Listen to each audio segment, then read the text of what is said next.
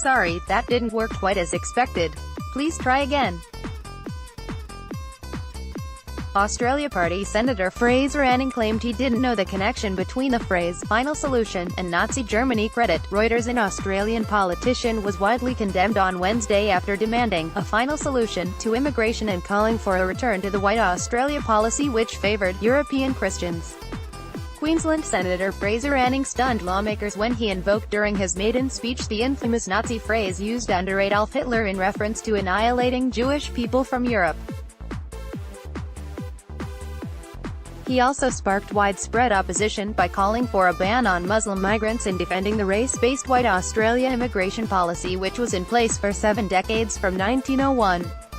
"We as a nation are entitled to insist that those who are allowed to come here predominantly reflect the historic European Christian composition of Australian society," Mr. Anning, formerly of the populist One Nation Party and now with the Qatar Australian Party,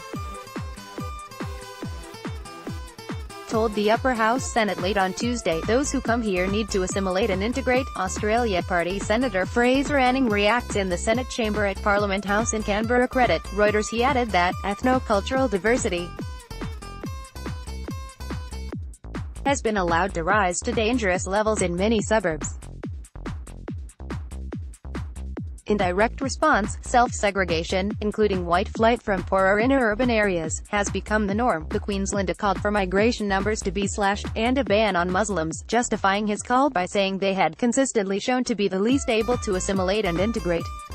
While all Muslims are not terrorists, certainly all terrorists these days are Muslims, so why would anyone want to bring more of them here? Despite the criticism, Mr. Anning was unrepentant on Wednesday and claimed he did not know the connection between the phrase "final solution" and Nazi Germany.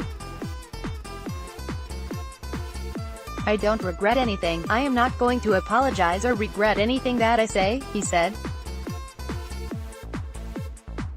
Immigration remains a hot-button issue in Australia, amid concern about jobs and overcrowding in major cities.